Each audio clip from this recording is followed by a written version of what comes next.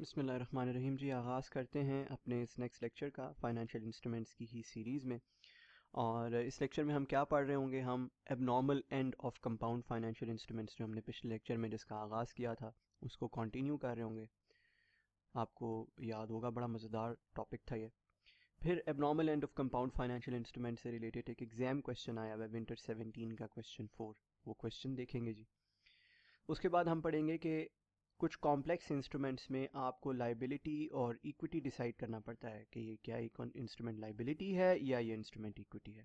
उन complex instruments में decisions कैसे करते हैं। फिर इफ्रिक 19 जो कि एक इंटरप्रिटेशन है रिलेटेड टू फाइनेंशियल इंस्ट्रूमेंट्स, वो पढ़ेंगे। और फिर हमारे next topic regular way purchase and sale का आगाज़ करेंगे। उसकी बेसिक्स इंशाल्लाह इस क्लास में पढ़ेंगे, फिर उसके एडवांस्ड कॉन्सेप्ट्स इंशाल्लाह नेक्स्ट क्लास में पढ़ेंगे। तो आइए जी शुरुआत करते हैं। सबसे पहले abnormal end of compound financial instruments को कंटिन्यू कर लेते हैं। जो लास्ट लेक्चर की स्टडीज़ हैं उनको कंटिन्यू कर लेते हैं। और इनको कंटिन्यू करने के लिए अगेन एग्जाम्पल जो पेज 52 के एंड से स्टार्ट होती है और पेज 53 पे कंटिन्यू होती है उसी को हम यूज़ कर रहे होंगे। लास्ट क्लास में मैंने आपसे पढ़वाई थी वो एग्जाम्पल, अगर भूल गई है, अगर आपको लास्ट क्लास लिए हुए ज़्यादा अरसा हो गया तो काइंडली यहाँ पे उसको पॉज कीजिए और दोबारा वो जाकर एग्जाम्पल पढ़िए सो दैट आपके जहनों में फ्रेश हो जाए। आइए जी आगाज़ करते हैं। एक टाइप हमने पढ़ ली थी और दूसरी टाइप का मैंने आपसे कहा था आपने सोचना है इसके ऊपर, और मैंने आपको आइडिया इसका ये दिया था कि इट इज़ सिमिलर टू जो हमने ऑलरेडी देख लिया उससे काफ़ी मिलती जुलती है। ठीक है, सो आइए हम जो पार्ट बी है वो उसका करने की कोशिश कर लेते हैं। अच्छा जी, सो पार्ट बी करने की कोशिश करते हैं हम। पार्ट बी में बेसिकली क्या हो रहा है, पार्ट बी में असेंशली ये रिडीम कर रहे हैं इन इंस्ट्रूमेंट्स को, रीपरचेज कर रहे हैं या रिडीम कर रहे हैं। और रिडेम्पशन प्राइस क्या है जी? रिडेम्पशन प्राइस है 110।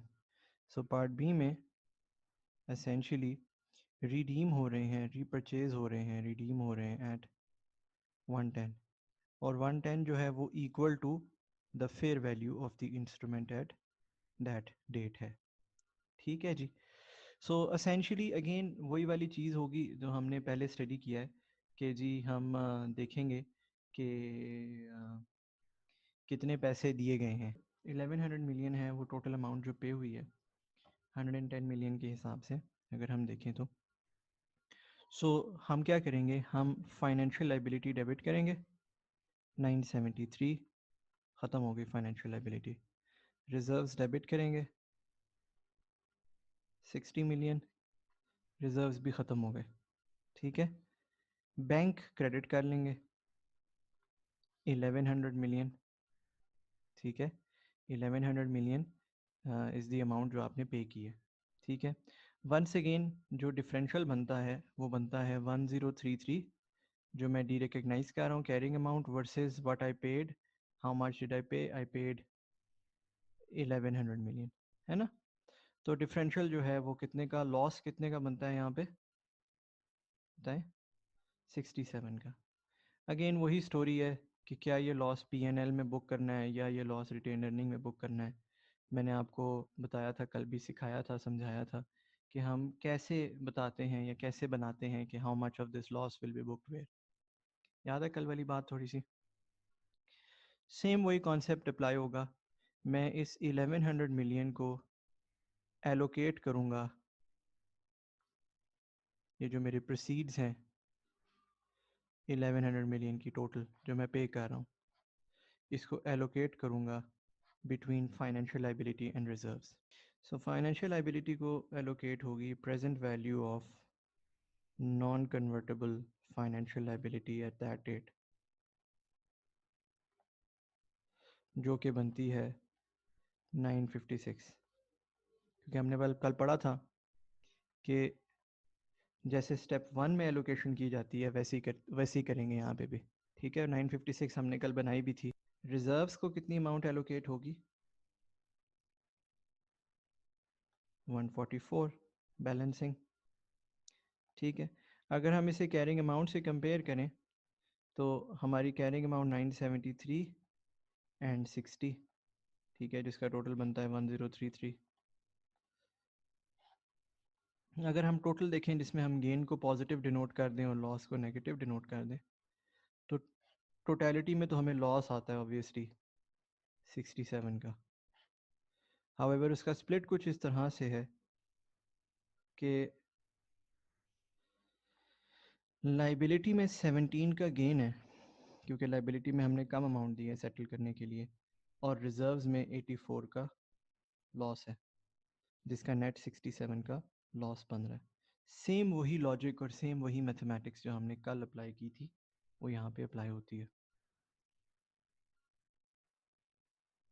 ठीक है, सो अगर हम जर्नल एंट्रीज पोस्ट करें तो रिटेन्ड अर्निंग्स में हम डेबिट कर देंगे कितना बताएं, 84, और P&L में हम क्रेडिट कर देंगे कितना, 17। ये हमारा पहला जर्नल बन जाएगा।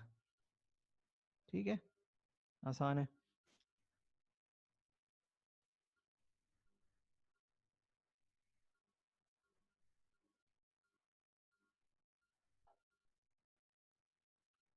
गुड। अच्छा, अब नेक्स्ट बात कर लेते हैं। नेक्स्ट जो हमने डिस्कशन करनी है वो है ट्रांजैक्शन कॉस्ट की, और कल भी मैंने आपको पढ़ाया था। It is absolutely simple. जो भी आप ट्रांजैक्शन कॉस्ट पे करेंगे वो आप इसी रेशो में एलोकेट कर देंगे। ये जो ये रेशो है, कितनी ट्रांजैक्शन कॉस्ट हमने पे की है इस रीपरचेज के ऊपर,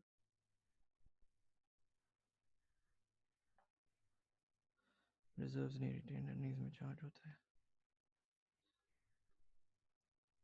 सो हम 20 को एलोकेट कर देंगे 956 बाई 1100 एंड 144 बाई 1100। बात समझ आ गई? सो ये बन जाएगा 17 एंड 3। ठीक, एक ये जर्नल हो जाएगा, एक ये जर्नल हो जाएगा, और हमारा जो अर्ली रिडेम्पशन है, एबनॉर्मल रिडेम्पशन है, वो अकाउंट फॉर हो जाएगा जी। तो जब मैं कहता हूँ कि यहाँ पे अगर ये फेयर वैल्यू पे रीपरचेज हो रहा है तो इसकी अकाउंटिंग सिमिलर है, तो अब आपको समझ आ गई है कि मैं कैसे कह रहा हूँ कि ये सिमिलर है।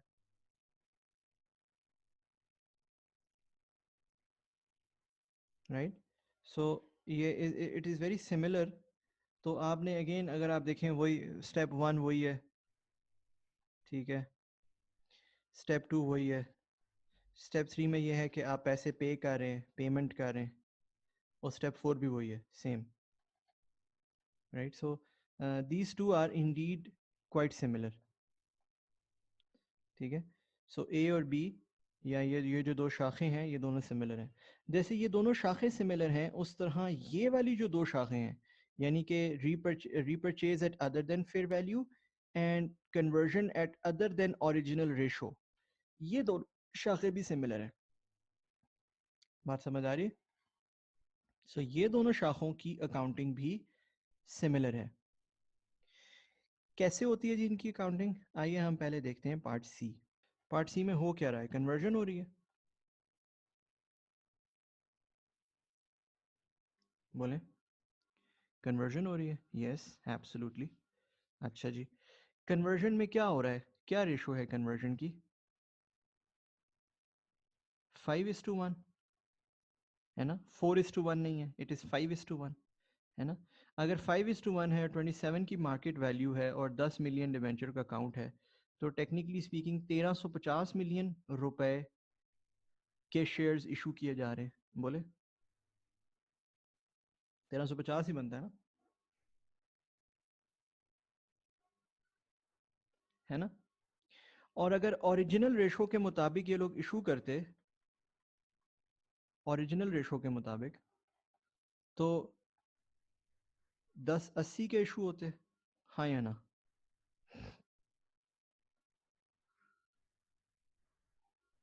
बोले जी,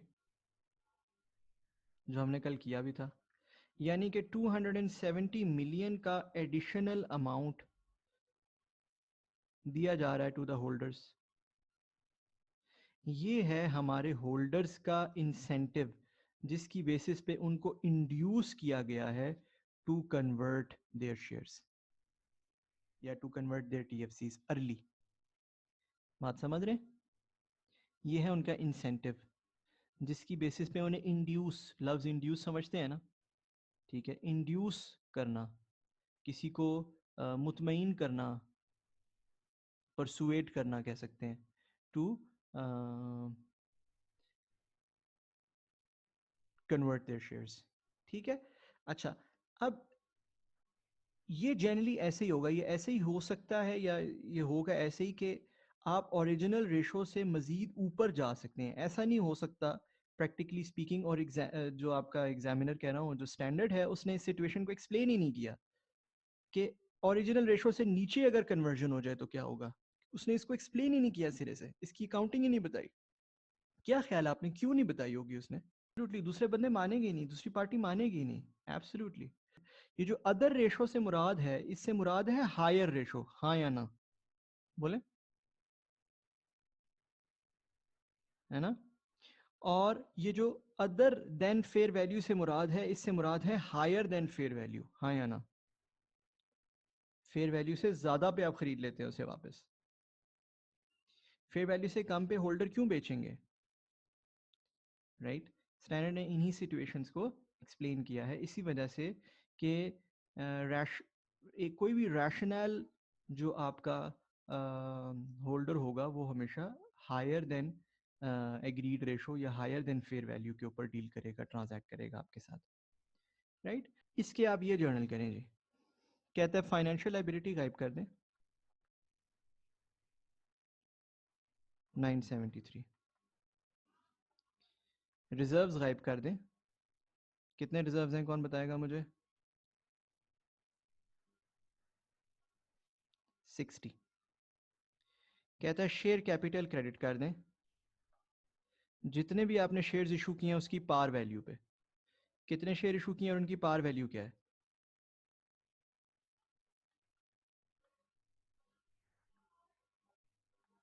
कितना बनते हैं जी? 500 मिलियन। ठीक है जी। शेयर प्रीमियम जो है वो क्रेडिट कर दें, जो मार्केट वैल्यू और पार वैल्यू का डिफरेंस है उससे। मार्केट वैल्यू कितनी है इन शेयर्स की टोटल? 1350 है ना, तो कितने से क्रेडिट हो जाएगा? 850 से, है ना।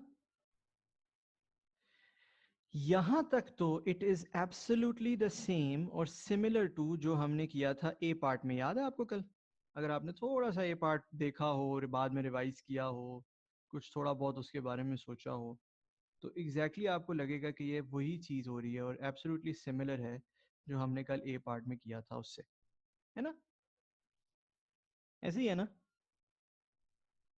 Good, very good. Par value अगर सवाल में ना दी हो तो 10 रुपये आप अज्यूम कर सकते हैं जी, शेयर की पार वैल्यू 10 रुपये होती है।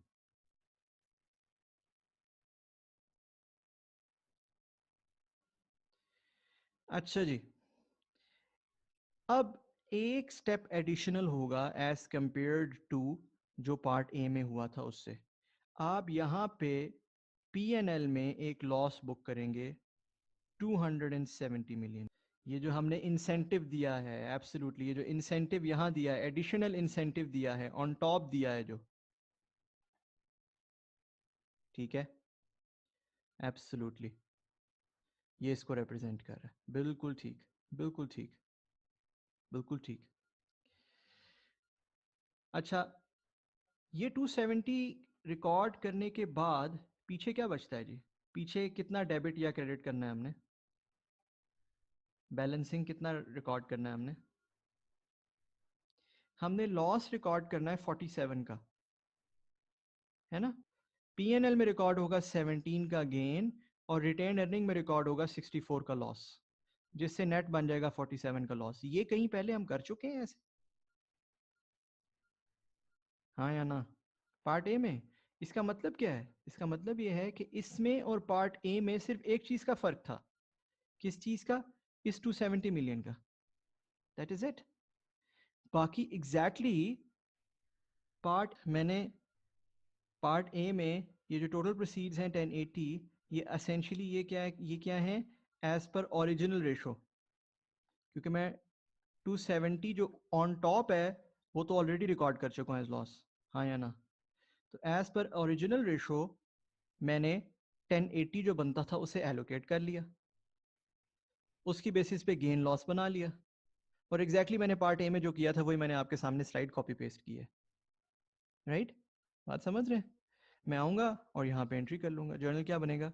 जर्नल बनेगा रिटेन अर्निंग में डेबिट करूँगा 64 और पीएनएल में क्रेडिट करूँगा 17। बात समझ आई? आप देख लें मेरा जर्नल कंप्लीट हो गया। ओके, अब फिर मुझे बताइएगा इसमें ट्रांजैक्शन कॉस्ट्स कितनी है? मैं ट्रांजैक्शन कॉस्ट का भी जर्नल आपको करा दूँ पार्ट सी में।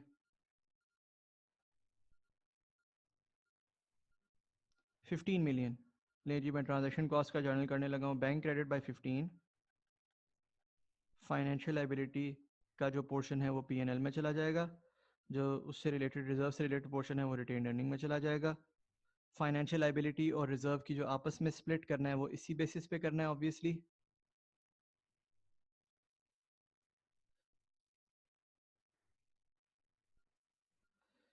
कैसे है? 15 into 956 by 1080 and 15 into 124 by 1080, ये कितना बनता है? 13.2। ठीक है जी, बस इतनी सी बात। डी पार्ट इज, हमने वही 31 दिसंबर 2018 को यानी कि फर्स्ट ईयर के एंड के ऊपर रीपरचेज कर लिए bonds at ₹116 per bond, no transaction cost incurred, financial liability debit by 973, reserves debit obviously by 60। ठीक है जी, जो मैंने एडिशनल इंसेंटिव दिया है, एडिशनल इंसेंटिव मैंने कितना दिया है कौन बताएगा? एडिशनल इंसेंटिव, एडिशनल इंसेंटिव निकालने का तरीका ये होगा जो आपने पे किया है माइनस फेयर वैल्यू। आपने पे किया 116 रुपये के हिसाब से विच मीन्स 1160, और फेयर वैल्यू है 110 विच मीन्स 1100, मीन्स आपने एडिशनल इंसेंटिव दिया है 60 का। सो एडिशनल इंसेंटिव जो भी आपने दिया है वो पीएनएल में डेबिट कर दिया जाता है फौरी तौर पे। ठीक है, बैंक क्रेडिट कर दिया जाएगा, बैंक 1160। अब जो बैलेंसिंग बचता है, बैलेंसिंग कितना बचता है चेक कर लेते हैं क्विकली, चेक करें। डेबिट साइड पे बचता है कितना? 67 का। अब ये इसके लिए ज़्यादा सोचने की ज़रूरत नहीं है, जो आपने पार्ट बी में किया था सेम वही काम यहाँ पे होगा। ठीक है, पार्ट बी में मेरा ख्याल है हमने निकाला था कि 67 का जो डेबिट है या लॉस है इसका स्प्लिट ये है कि पीएनएल में गेन है 17 का और रिटेन अर्निंग में लॉस है 84 का, ऐसे ही है ना?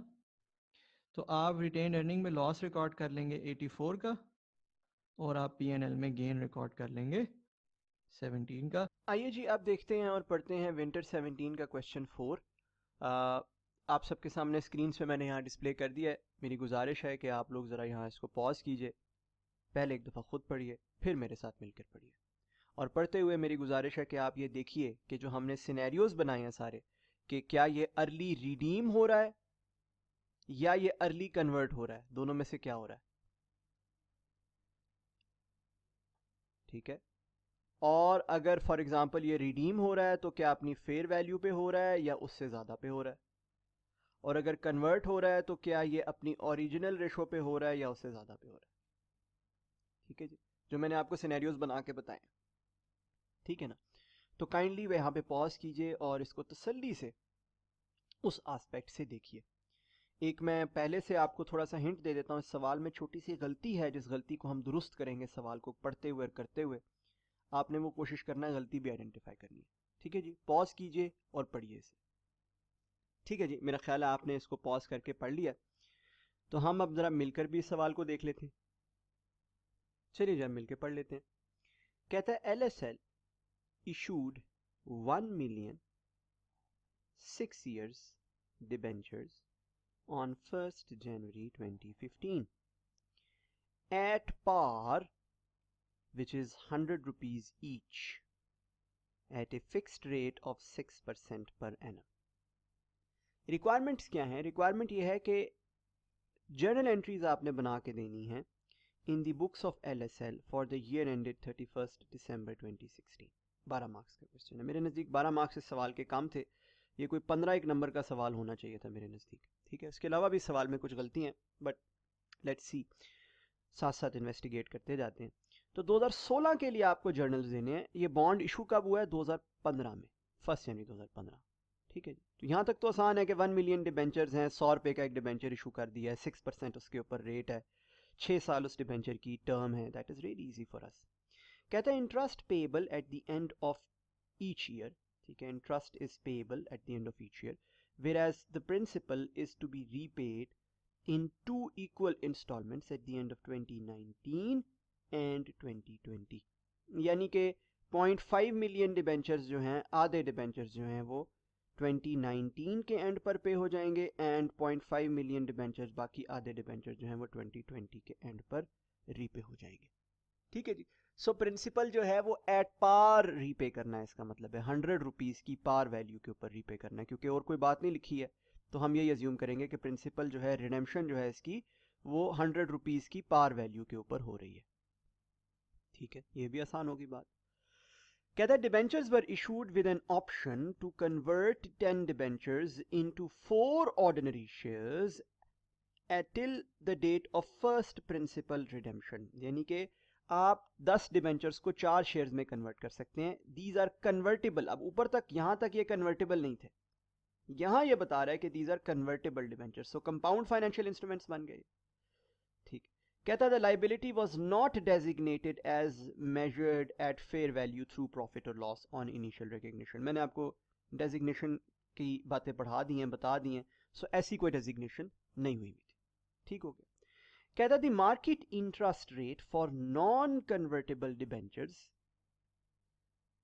ठीक है, issued by entities having similar credit rating and loan tenure, credit risk and loan tenure is 1 year CIBOR plus 2% per annum. ठीक. सो जो मार्केट रेट ऑफ इंटरेस्ट है ऐसे डिबेंचर्स जो नॉन कन्वर्टेबल हो, जाहिर है हमें नॉन कन्वर्टेबल चाहिए होता है फेयर वैल्यू निकालने के लिए, ऐसे ही है ना, डिस्काउंटिंग करने के लिए, प्रेजेंट वैल्यू करने के लिए हमें नॉन कन्वर्टेबल का रेट चाहिए होता है. अब वो नॉन कन्वर्टेबल का रेट है 1 ईयर CIBOR प्लस 2%. इसका मतलब है हमें काइबर पता होना चाहिए 1 जनवरी 2015 पे, जब हमने इसकी प्रेजेंट वैल्यूएशन करनी है सिमिलर रेट पे, तो हमें काइबर पता होना चाहिए. बताया हुआ नीचे सवाल में, अगर आप यहां देखें तो काइबर बताया हुआ. कहता है 1 जनवरी 2015 पे काइबर है 5%, यानी कि 5 जमा 2% इज व्हाट, 7%. सो 1 जनवरी 2015 पे आपको उसने बताया हुआ है कि जो कंपेरेबल सिमिलर नॉन कन्वर्टेबल का रेट है वो 7%. इसी तरह 1 जनवरी 2016 पे भी बताया हुआ है. ये हमें देखना पड़ेगा कि क्यों 1 जनवरी 2016 का भी बताया हुआ है. 1 जनवरी 2016 का 8% है. बहरहाल अभी तक की नॉलेज के मुताबिक तो हमें 1 जनवरी 2016 का रेट नहीं चाहिए. हमें सिर्फ किस डेट का रेट चाहिए? हमें तो चाहिए 1 जनवरी 2015 का रेट. क्या ख्याल है? क्योंकि वो डेट है जिसके ऊपर हमने लाइबिलिटी और इक्विटी को स्प्लिट करना है, लाइबिलिटी को प्रेजेंट वैल्यू करना है using similar non convertible rate. ठीक हो गया, आगे बढ़ते हैं. कहता है on 1 January 2016 LSL repurchased 100,000 debentures at a premium of ₹5 per debenture. तो उसने कितने के रीपरचेज कर लिए? 105 रुपए का एक डिबेंचर रीपरचेज कर लिया एट ए प्रीमियम ऑफ ₹5 का. पता क्या मतलब होता है? 105 रुपए का एक डिबेंचर रीपरचेज कर लिया. अच्छा जी, ठीक हो गया. सो 105 का डिबेंचर रीपरचेज कर लिया. कहता है ट्रांजैक्शन कॉस्ट ऑफ ₹2 पर debenture was incurred on this redemption. ठीक है, ट्रांजैक्शन कॉस्ट आ गई.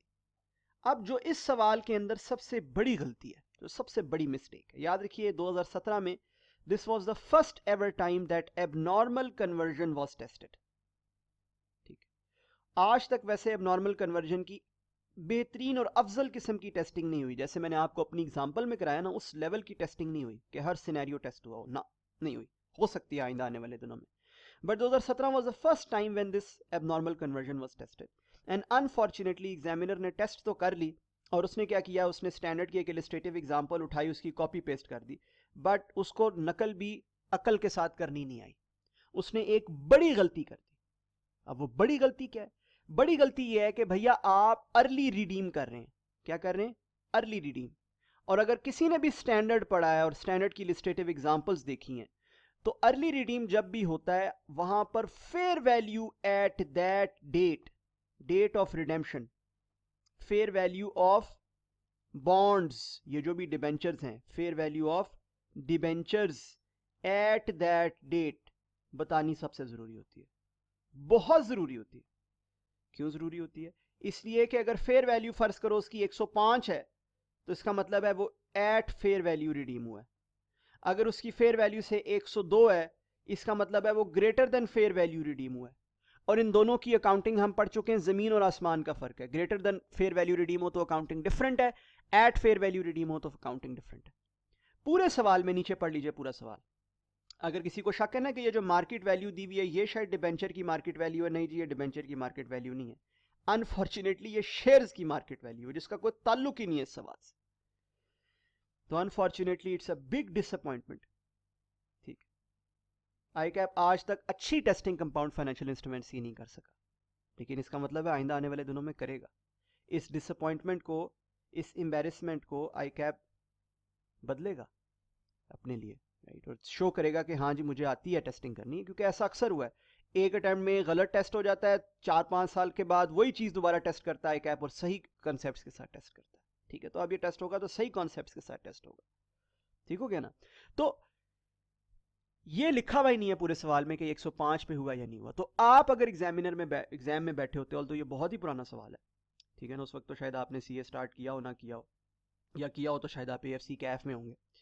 काफी पुराना सवाल है। ठीक, तो आप अगर एग्जाम में बैठे होते तो आप क्या करते? विंटर 17 के एग्जाम में अगर आप बैठे होते, याद रखिए अगर आप एग्जाम में बैठे होते या मैं आपकी जगह एग्जाम में बैठा होता तो मैं अस्यूम करता कि it's fair value is 105। Assume fair value of debenture at which date?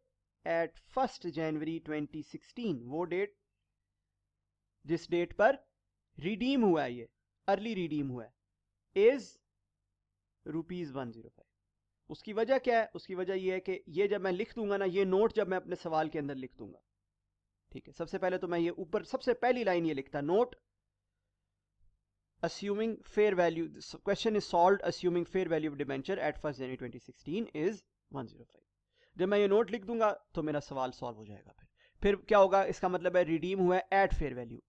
जो एग्जामिनर साहब खुद हैं उन्होंने भी यही अजम्पशन ली है, अपना सोल्यूशन देते हुए भी उन्होंने यही अजम्पशन ली है कि जी ये फेयर वैल्यू के ऊपर रिडीम हो रहा है। ठीक है, हालांकि लिखा उन्होंने सवाल में कहीं नहीं है अनफॉर्चुनेटली। ठीक, सबसे पहले तो इसको पॉज करके इस बात को तसल्ली से हजम कीजिए। ठीक है जी, एज्यूम आपने इसको देख लिया। फिर कहता है जी फेयर वैल्यू पे मैंने रिडीम कर लिया, ओके। अब हमने क्या ये पढ़ा हुआ है कि फेयर वैल्यू पे रिडीम अगर हो जाए तो कैसे करते हैं? बिल्कुल पढ़ा हुआ है। चाहो तो आप यहां पॉज करके वो जो हमारा पार्ट था जिसके अंदर ये वाला जो एरिया है हमने देखा है उसको जाके अब दोबारा देख लो ताकि आपके जहन में फ्रेश हो जाए। अपनी एग्जाम्पल में किया ना हमने इसको। ठीक, फिर कहता है ट्रांजैक्शन कॉस्ट इतनी आई। ट्रांजैक्शन कॉस्ट के हवाले से हमने बात की है कि ट्रांजैक्शन कॉस्ट को कैसे स्प्लिट करेंगे, वो भी हमें आता है। कहता है मार्केट इंटरेस्ट रेट्स ये थे और मार्केट वैल्यू ऑफ शेयर्स ये थी। शेयर्स की मार्केट वैल्यू तो हमसे इररेलेवेंट है, हाँ मार्केट इंटरेस्ट रेट हमें चाहिए और दोनों डेट्स पे चाहिए। 2015 के भी चाहिए।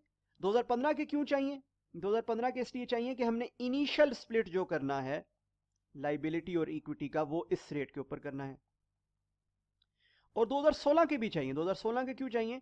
कि जब रीपरचेज हो रहे हैं डिबेंचर्स, रीपरचेज हो रहे हैं डिबेंचर्स, तो दोबारा लाइबिलिटी एंड इक्विटी को स्प्लिट करना होता है, पढ़ा हमने। और हमें फिर उसमें उस दिन का रेट चाहिए होता है, नॉन कन्वर्टेबल का जो रेट होता है दैट डेट का रेट एट दैट डेट, पढ़ा हुआ हमने बात।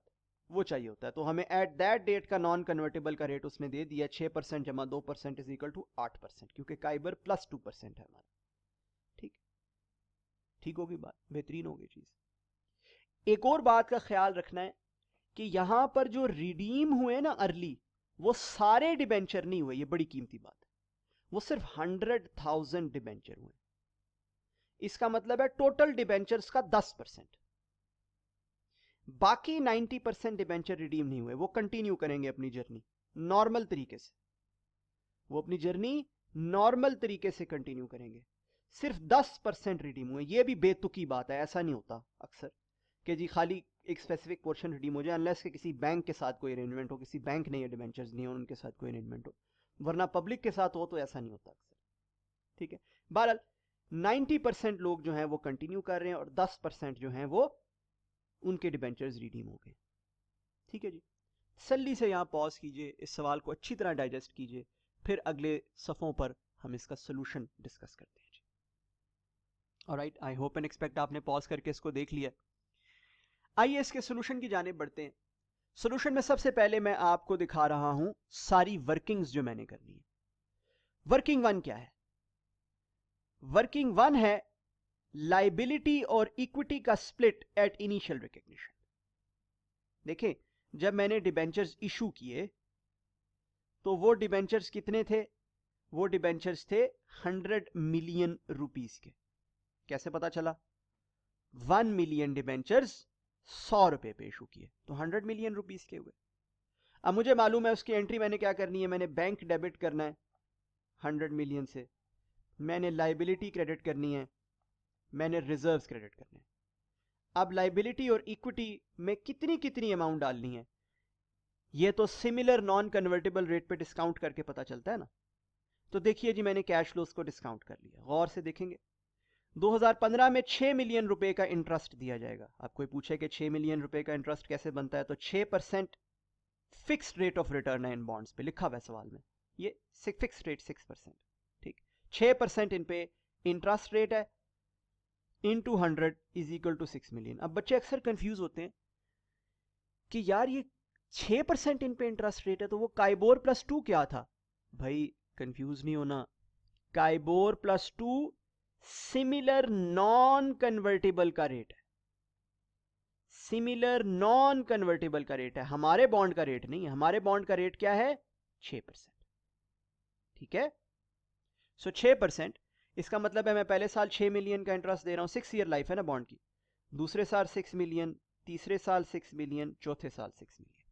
अच्छा जी, अब ये 5वें साल में अचानक से क्या हो जाता है? 56 और 53 कैसे हो जाता है? बहुत सिंपल है।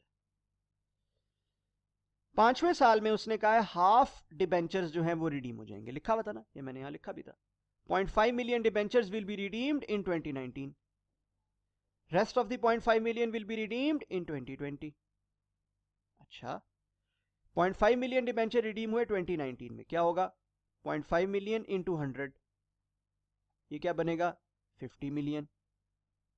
तो 50 मिलियन मैंने यहां दिया और प्लस 6 मिलियन का इंटरेस्ट भी दूंगा, तो 50 प्लस 6 क्या होता है? 56। 6 मिलियन का इंटरेस्ट भी दिया ना, ओके फाइन। अब हाफ डिबेंचर्स हो गए रिडीम, तो इंटरेस्ट कितना रह जाएगा? इंटरेस्ट आधा रह जाएगा अगले साल, बाकी डिबेंचर तो रिडीम हो गए ना आधे, तो उन पे इंटरेस्ट तो नहीं जाएगा, तो इंटरेस्ट रह जाएगा अगले साल का 3, 6 के बजाय 3, और बाकी हाफ डिबेंचर्स अगले साल रिडीम हो जाएंगे 50 के, तो बन जाएगा 53। समझ आ गई? कोई रॉकेट साइंस नहीं, आसान है। इन सब को 7% पे प्रेजेंट वैल्यू कर लेना है, क्योंकि इनिशियल डे पे जो सिमिलर नॉन कन्वर्टेबल का रेट मैं ऑलरेडी पिछली स्लाइड पे डिस्कस कर चुका, वो 7%। प्रेजेंट वैल्यू करेंगे, जाहिर है, divide by 1.07 raise to power 1, 1.07 raise to power 2, 3, 4, 5, 6, you know it, कोई डिफिकल्ट नहीं है। जवाब आ जाएगा आपके पास जी सम 95.57। ठीक हो गया जी, ये लाइबिलिटी की इनिशियल वैल्यू हो जाएगी, और हमें पता है कि बैलेंसिंग जो होती है वो इक्विटी की इनिशियल वैल्यू हो जाती है। सो लाइबिलिटी 95.57 पे रिकॉर्ड हो जाएगी और इक्विटी 4.43 पे रिकॉर्ड हो जाएगी। ठीक हो गया, वर्किंग वन हमें समझ आ गई। अच्छा, वर्किंग टू जो है वो लाइबिलिटी का बाद का टेबल है कि 2015 में लाइबिलिटी के साथ क्या होगा। 95.57 की लाइबिलिटी है, 7% के हिसाब से, जाहिर है उसी रेट के हिसाब से जिस रेट पे इसको प्रेजेंट वैल्यू किया गया था, उसी रेट के हिसाब से हम 7% के हिसाब से इस पे इंटरेस्ट एक्रू करेंगे 6.69 का, 6 का पेमेंट कर दी जाएगी, तो लाइबिलिटी की क्लोजिंग वैल्यू बचेगी 96.26।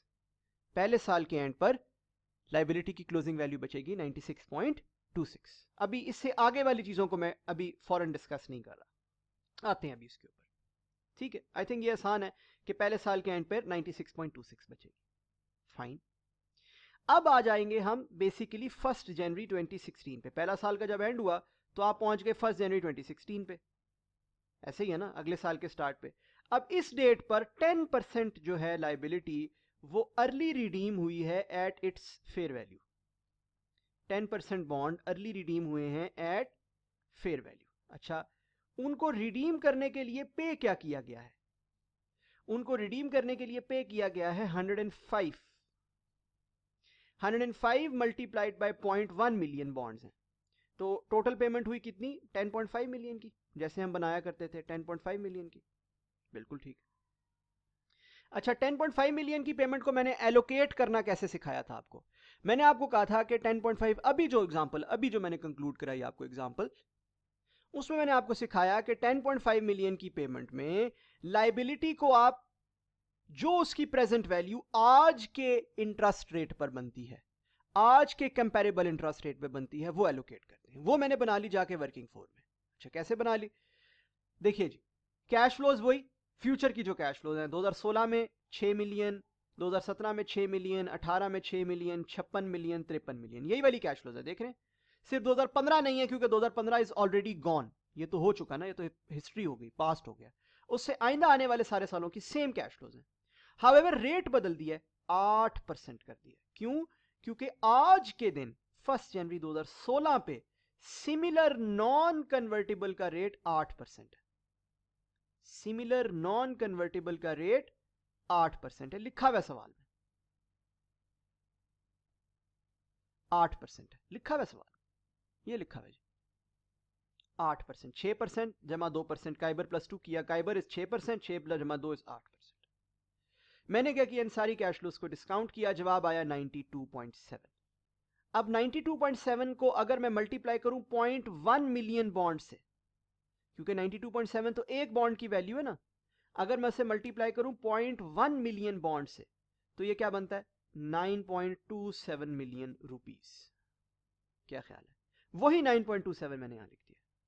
10.5 में से 9.27 एलोकेट कर दूंगा लाइबिलिटी को, बाकी जो बैलेंसिंग बचता है वो मैं एलोकेट कर दूंगा इक्विटी को, जैसे अभी हमने किया, जैसे अभी जो एग्जांपल की उसमें हमने किया, राइट? अब कैरिंग अमाउंट जो मेरी लाइबिलिटी पोर्शन की आती है वो है 9.63। अब आप पूछेंगे 9.63 कैसे बना?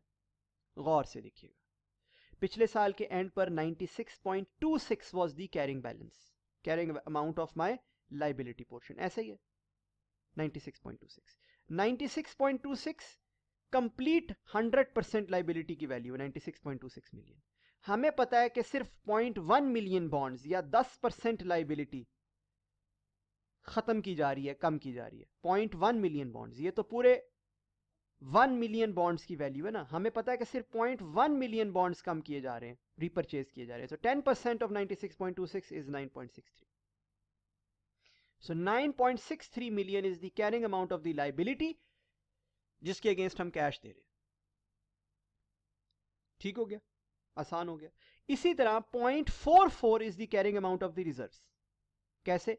रिजर्व्स की वैल्यू थी 4.43, यही एंट्री की थी हमने इनिशियली, और हमें पता है रिजर्व्स तो बाद में बदलते ही नहीं है, वो तो एक ही वैल्यू पे रहते हैं। तो इनटू अगेन 10%, क्योंकि 10% है ना बॉन्ड्स जिनको हम कन्वर्ट करें, तो 4.43 इंटू 10% इज 0.44। समझे बात? 0.44 million is the value of the reserves. दोनों की कैरिंग अमाउंट आ गई। अब लाइबिलिटी कैरिंग अमाउंट से चूंकि प्रोसीड्स कम है तो हमें गेन आ गया 0.36 मिलियन, कम पैसे दे रहे हैं हम वर्सेस द लाइबिलिटी वैल्यू। और इक्विटी में कैरिंग अमाउंट से चूंकि प्रोसीड्स ज्यादा हैं, हम इक्विटी में ज्यादा पैसे दे रहे हैं, ऐसे ही है, तो लॉस आ जाएगा। Gain is positive, loss is negative.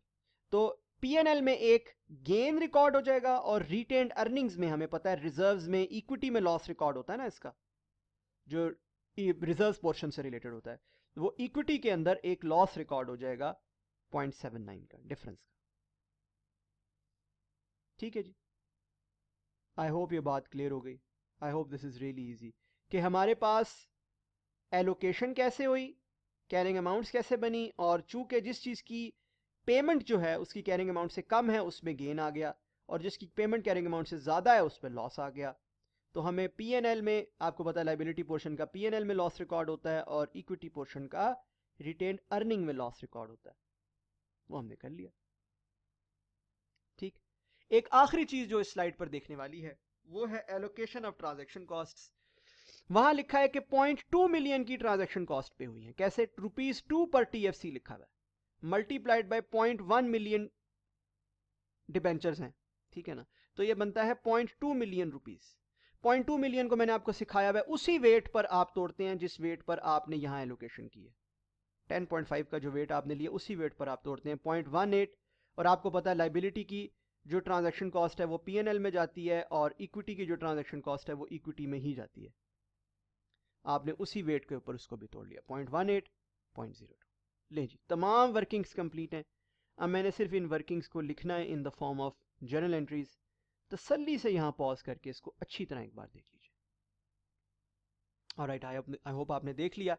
आइए अब इनकी जर्नल एंट्रीज देख लेते हैं। सबसे पहला जर्नल है जी 1 जनवरी 2016 का, क्योंकि एग्जामिनर ने हमसे सिर्फ 2016 के जर्नल्स मांगे थे, सिर्फ 2016 के जर्नल्स मांगे थे। तो सबसे पहला जर्नल है 1 जनवरी 2016 का, जिसमें लाइबिलिटी 9.63 से कम हो रही है, जो 10% अमाउंट है, उसकी कैरिंग अमाउंट का 10%, रिजर्व्स 0.44 से कैरिंग अमाउंट का 10%, रिटेन्ड अर्निंग में लॉस आ रहा है 0.79 का, जो हमने यहां निकाला 0.79 का लॉस, ये वाला, ठीक। पीएनएल में गेन आ रहा है 0.36 का, अगेन जो हमने पीछे निकाला है 0.36 का गेन, और 10.5 से बैंक क्रेडिट हो गया। इसी तरह पीएनएल में रिकॉर्ड हो गई ट्रांजैक्शन कॉस्ट लाइबिलिटी पोर्शन की, रिटेन्ड अर्निंग में रिकॉर्ड हो गई ट्रांजैक्शन कॉस्ट इक्विटी पोर्शन की, और ट्रांजैक्शन कॉस्ट जो है वो क्रेडिट हो गई 0.2 मिलियन से। ये जो दो एंट्रीज हैं ये एग्जैक्टली सेम है जो मैंने आपको सिनेरियो कराया है रिडीम एट फेयर वैल्यू वाला, early redeem at fair value वाला, आपको एग्जांपल के अंदर सिनेरियो कराया ना, एग्जैक्टली ये वही चीज है, early redeem at fair value, exactly वही चीज है, there is not a penny worth of a difference.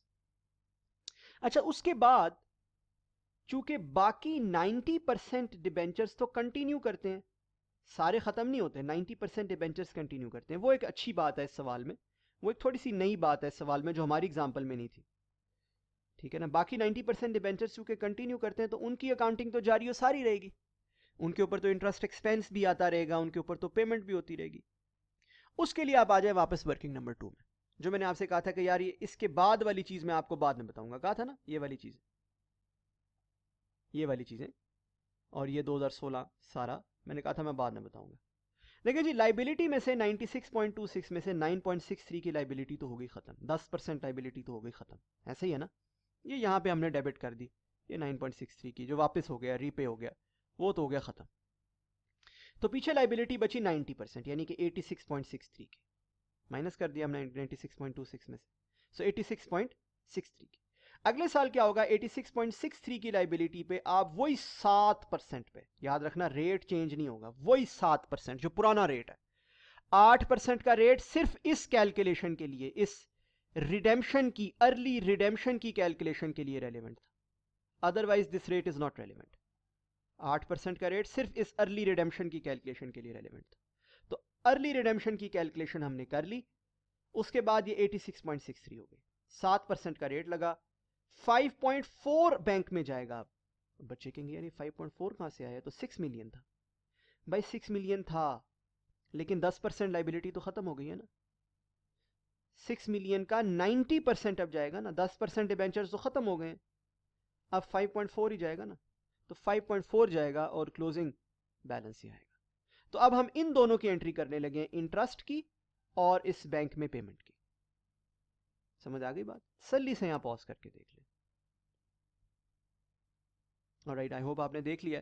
तो क्या एंड जर्नल्स हैं जी, इंटरेस्ट एक्सपेंस टू लाइबिलिटी 6 से एंड लाइबिलिटी टू बैंक 5.4 से, और यहां आपके मार्क्स कंप्लीट हो जाते हैं। अगेन एज आई सेड, मेरे नज़दीक ये तकरीबन 15 नंबर का सवाल है, 12 नंबर का सवाल नहीं। 15 एक मार्क्स इसके बनते हैं, क्योंकि इसको सॉल्व करने में तकरीबन तकरीबन क्लोज टू 30-ish मिनट्स लग जाते हैं। ठीक है, तकरीबन इतना अरसा, इतना वक्त इसको सॉल्व करने में लग जाता है। ठीक हो गया जी।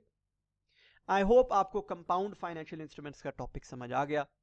आई होप आपने उसको अच्छी तरह समझ लिया है, और स्पेशली एबनॉर्मल एंड जो है, जो फ्यूचर में टेस्ट हो सकता है, वो समझ लिया है। एक और इससे रिलेटेड बड़ा इंटरेस्टिंग एस्पेक्ट है कंपाउंड फाइनेंशियल इंस्ट्रूमेंट से रिलेटेड, वो है इसके डेफर्ड टैक्स इंपैक्ट्स। वो इंशाल्लाह जो मेरी डेफर्ड टैक्स इंपैक्ट्स की पूरे फाइनेंशियल इंस्ट्रूमेंट्स की एक ही क्लास है, जिसमें मैं तमाम डेफर्ड टैक्स इंपैक्ट्स कराता हूँ फाइनेंशियल इंस्ट्रूमेंट्स के, वो मैं उसके साथ आपको इंशाल्लाह ताला कराऊंगा। ठीक है जी, आइए अब हम आगे बढ़ते हैं। हमारा नेक्स्ट टॉपिक है choosing between liability and equity in complex instruments. In complex instruments. ठीक है, जो नेक्स्ट चीज़ IS 32 में मैंने आपको पढ़ानी है वो है चूजिंग बिटवीन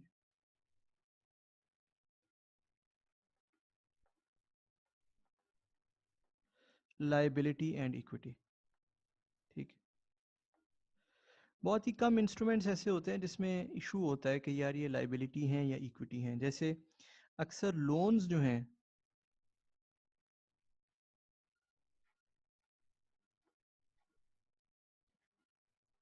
वो हमें बड़े क्लियर होते हैं कि दे आर लाइबिलिटी, है ना। और शेयर्स जो हैं उसमें हम काफ़ी क्लियर होते हैं कि दे आर इक्विटी। ठीक है, so it's in many instruments it is quite straightforward.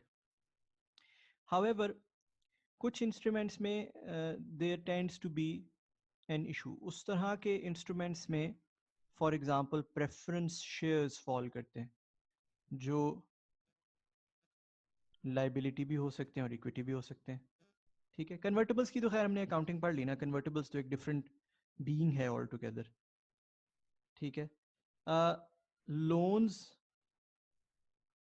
With no stated recovery time, ऐसे लोन्स जिनका पता ही नहीं है कि कब वापस करने हैं, लिखा ही नहीं है कब वापस करने हैं, ये फॉल करते हैं यहाँ पे। ठीक है, सो कुछ इंस्ट्रूमेंट्स ऐसे होते हैं जो दोनों के दरमियान फॉल करते हैं या जो ग्रे एरिया में फॉल करते हैं। सो जिन जिन जिन में इतना क्लियर नहीं होता कि क्या वो लाइबिलिटी हैं या वो इक्विटी हैं। इसमें एग्जाम पर्सपेक्टिव से सबसे आसान जो क्वेश्चन या चेक आप पूछ सकते हैं, वाइल्स रियलिटी में ये कभी कभी बहुत डिफिकल्ट हो जाता है, जो सबसे आसान या जो चेक आप लगा सकते हो वो ये है कि क्या वो चीज़ रिडीमेबल है, क्या उस चीज़ के अगेंस्ट कभी पैसे वापस जाने हैं। If yes then it's a liability, if no then it's equity. ठीक है, सो ऐसे लोन्स फॉर एग्जांपल जिनका कोई वापसी का टाइम डिफाइंड नहीं होता, ठीक है, दे आर एक्चुअली इक्विटी। ठीक है, ऐसे प्रेफरेंस शेयर्स जिनके अगेंस्ट कभी पैसे वापस नहीं करने, दे आर एक्चुअली इक्विटी। ठीक है, प्रैक्टिकली ये इवेल्युएशन थोड़ी मुश्किल हो सकती है, बिकॉज प्रैक्टिकली और भी कुछ चीज़ें होती हैं जो इवेल्युएट करनी होती है, but from an exam perspective ऐसे आइटम्स जिनकी जिनके अगेंस्ट कभी ना कभी पैसे वापस करने हैं, they are considered as liability. ठीक है, इज दिस क्लियर। सिर्फ दो तीन चीज़ें मैंने आपको और पढ़ानी है। पहली चीज़, लाइबिलिटी के इशू पे अगर कोई कॉस्ट्स आती हैं, उनको ट्रांजैक्शन कॉस्ट बोलते हैं, उनका ट्रीटमेंट क्या करना है वो IFRS 9 बताता है। पता है आपको? ऐसे ही है ना। इक्विटी के इशू पे अगर कोई कॉस्ट्स आती हैं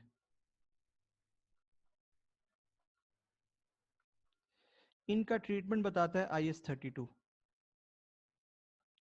IS 32 कहता है आप उसे इक्विटी में ही डेबिट करते हैं, जिसका मतलब है अगर आपके पास कोई रिजर्व्स हैं तो वहां डेबिट कर देते हैं, और अगर कोई रिजर्व्स नहीं है तो कहाँ डाल देंगे इसे हम, बोलें, रिटेन्ड अर्निंग्स में। चलिए जी, अब करते हैं IFRIC 19, और गुजारिश मेरी ये है कि IFRIC 19 को पढ़ने से पहले आप यहाँ पर पॉज कीजिए और एक छोटी सी तीन से चार लाइंस की एग्जांपल है पेज 56, हमारे नोट्स के पेज 56 पर, जिसका टाइटल भी IFRIC 19 ही है। पहले एक दफ़ा उस एग्जांपल को पढ़ लीजिए, फिर IFRIC 19 का आगाज़ करते हैं जी। ये IFRIC बेसिकली कहती क्या है? ये IFRIC ये कहती है कि आपके पास एक फाइनेंशियल लाइबिलिटी अगर हो, क्या हो आपके पास एक फाइनेंशियल लाइबिलिटी जो नॉन कन्वर्टेबल हो। कौन सी फाइनेंशियल लाइबिलिटी होनी जरूरी है? ये नॉन कन्वर्टेबल, यानी कि ये शेयर्स में कन्वर्ट नहीं हो सकती। हाउएवर बाद में आप जो भी आपका क्रेडिटर है उसके साथ निगोशिएट करें और आप इसे इक्विटी में कन्वर्ट कर लें, कन्वर्टेड टू इक्विटी। तो बुनियादी तौर पे एंट्री क्या होगी? Financial liability debit, share capital, share premium, जहाँ पे जो भी बनता है क्रेडिट, हाँ या नहीं। अब क्वेश्चन ये था असेंशली कि ये जो नई इक्विटी आपने इशू की है इसको मेजर किस पे किया जाए, और अगर इस ट्रांजैक्शन में कोई गेन या लॉस आता है तो उस गेन या लॉस को रिकॉर्ड कहाँ किया जाए। बात समझ आ रही है? अगर आप अपनी एग्जांपल देखो तो एग्जांपल में लिखा है 1 जनवरी 2017 पे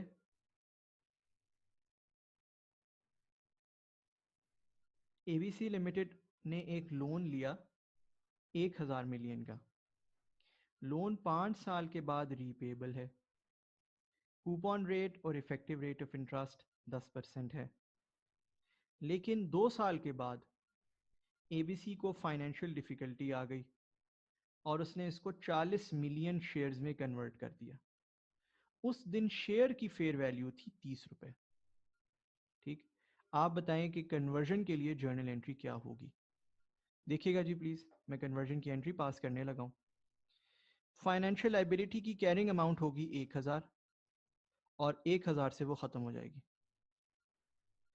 शेयर्स की फेयर वैल्यू क्या होगी जी, बताइए जी। 40 मिलियन शेयर्स की फेयर वैल्यू क्या होगी, कौन बताएगा मुझे? 1200, ऐसे ही है बिल्कुल। इसमें पार वैल्यू कितनी होगी? 400। शेयर प्रीमियम कितना होगा? 800। ज़बरदस्त, आप सबको आ गया। अब क्वेश्चन है कि बैलेंसिंग अमाउंट जो डेबिट बचता है वो कहाँ रिकॉर्ड करना है? स्टैंडर्ड कहता है P&L में। सारे का सारा कहाँ रिकॉर्ड करना है? IFRIC 19 क्या कहता है? P&L में। याद रखिए इस कन्वर्जन को, इस तरह की कन्वर्जन को आप IS 32 के तहत ट्रीट नहीं करेंगे, क्योंकि IS 32 डील करता है उन इंस्ट्रूमेंट्स की कन्वर्जन से जो शुरू दिन से कन्वर्टेबल थे।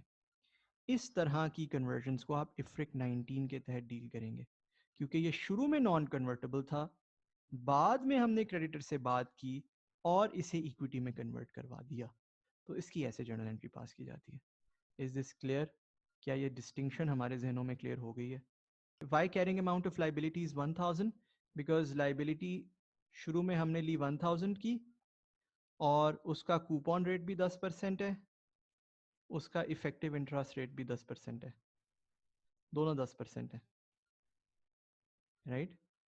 तो ये होगा कि जितना हर साल उसमें इंटरेस्ट ऐड होता होगा उतना ही पे हो जाता होगा।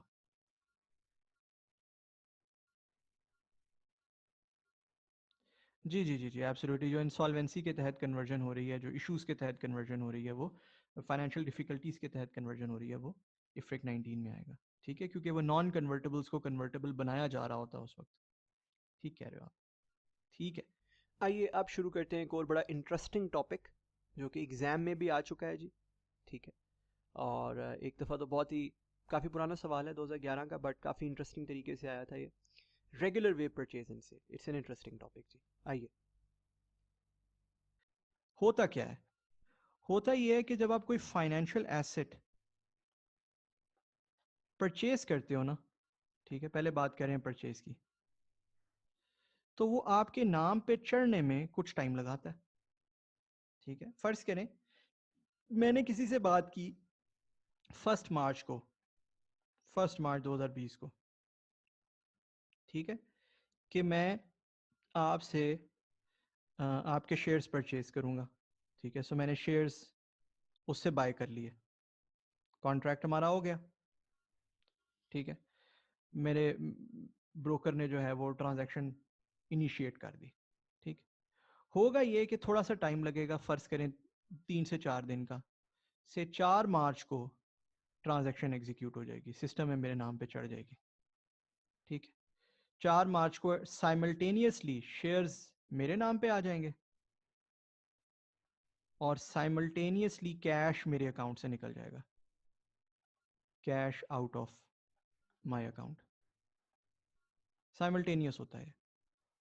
ठीक है, और ये काम मेरा ब्रोकर कर रहा होगा। ठीक है, शेयर्स मेरे नाम पे ट्रांसफर हो जाएंगे, कैश मेरे नाम से मेरे मेरे अकाउंट से निकल जाएगा। ठीक है, ये जो पीरियड है 2 to 3 days, 3 to 4 days, few days कह देते हैं इसे, ये रिक्वायरमेंट होती है एक्चुअली, इन द सेंस के वो सारा प्रोसेस चलना, बैक एंड पे सिस्टम्स चलना, लीगल रेगुलेटरी रिक्वायरमेंट्स वगैरह पूरी होना, उसमें कुछ टाइम पीरियड लग जाता है। आई होप आप इससे आगाह होंगे, I hope you do know कि इस तरह कुछ टाइम जो है वो लग जाता है, राइट? कोई इतना मसला नहीं है, बिल्कुल ठीक है। इसीलिए इसको स्टैंडर्ड कहते हैं रेगुलर वे। रेगुलर वे से मुराद है कि यार ये तो आम तौर पे ऐसे ही होता है, ठीक है, इतना टाइम तो लग ही जाता है। ठीक, बात क्लियर है? अच्छा, अब ये इस तरह इन फ्यू डेज का कोई मसला नहीं है, कोई इशू ही नहीं है। 1 मार्च को चीज़ खरीदी, 4 मार्च को मेरे नाम पे चढ़ गई, कोई इशू नहीं है इसका। मसला एक्चुअली सिर्फ तब बनता है, क्या क्या ख्याल है आपका, मसला कब बनता होगा? मसला तब बनता है जब चीज़ खरीदें आप 30 दिसंबर को,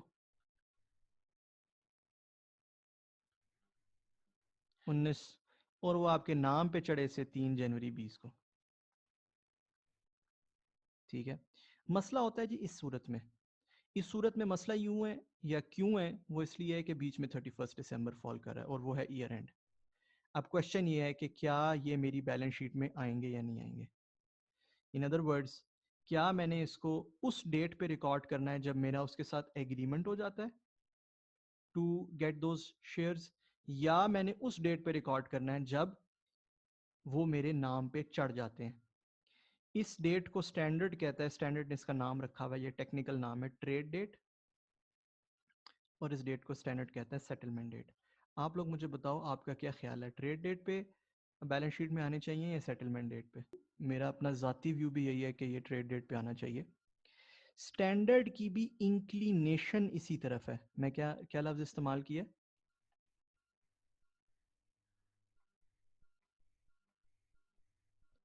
स्टैंडर्ड की भी इंक्लिनेशन इसी तरफ है, और ये इंक्लिनेशन कैसे है ये आपको समझ आ जाएगी। बहरहाल standard 2 types of accounting allow करता है, ये अकाउंटिंग पॉलिसी चॉइस है। ये क्या है? ये है अकाउंटिंग पॉलिसी चॉइस। आप चाहें तो ट्रेड डेट अकाउंटिंग अडॉप्ट कर लें,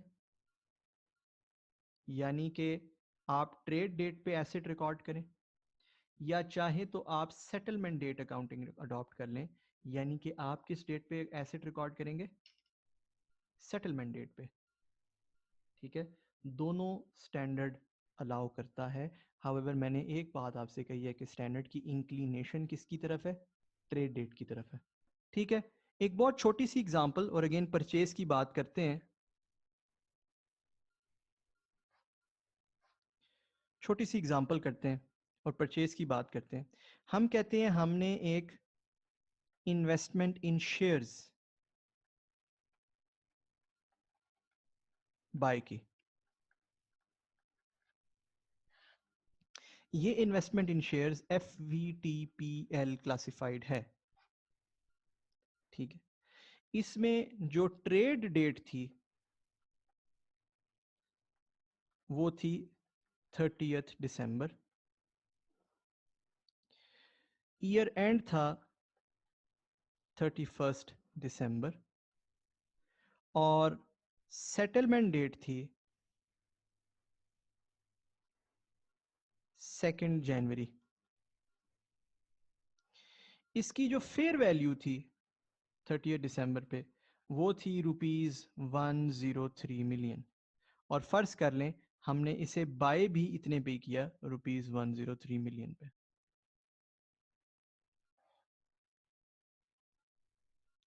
ठीक।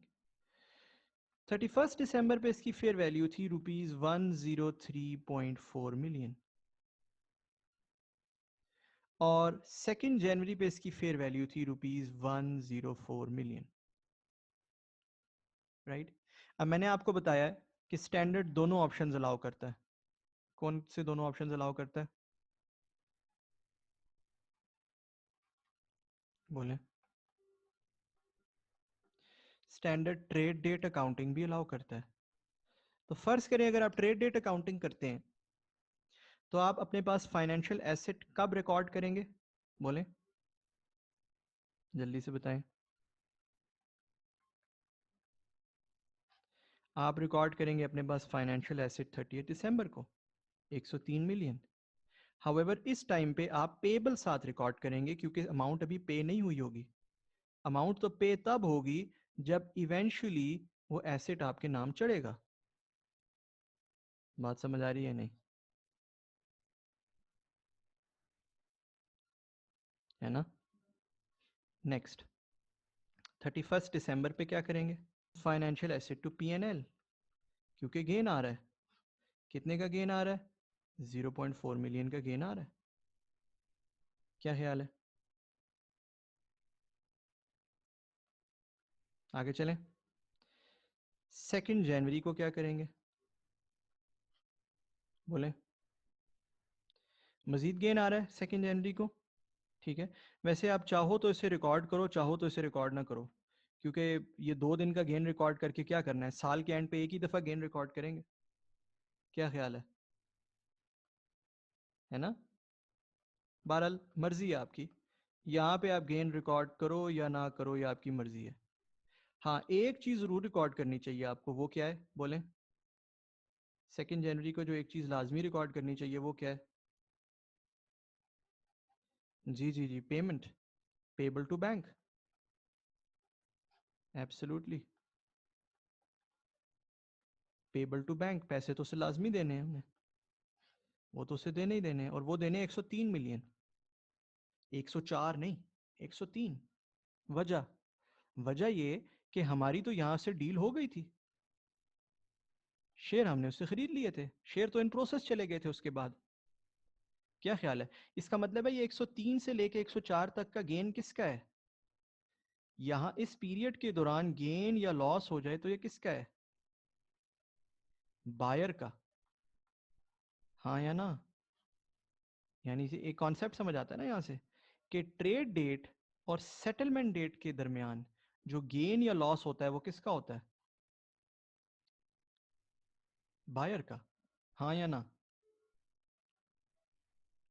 इस चीज को जहन में रखते हुए आपका होमवर्क है, इसी एग्जाम्पल में अगर सेटलमेंट डेट अकाउंटिंग लेती है एंटिटी, सेटलमेंट डेट अकाउंटिंग करती है, यानी कि वो ये अकाउंटिंग पॉलिसी चॉइस रखती है, तो ये क्या होगी, क्या जर्नल्स करेगी और कब करेगी, ठीक है।